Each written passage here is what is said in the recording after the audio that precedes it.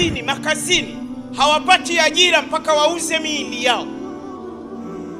Anatoa mwili wake kwa boss, anaziniwa na boss, ndiye anapitisha faili lake, anafanyiwa interview nyepesi, anashinda kwa sababu ameuza mwili wake.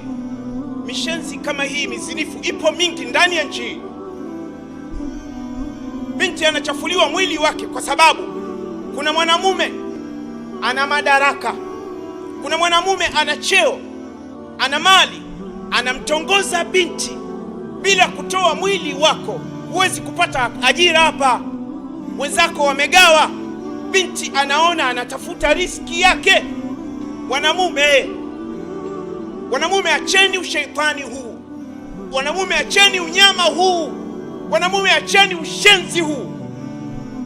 Huu ni ushenzi, ni unyama. Kwa nini mnaochezea watoto wa watu wa kike?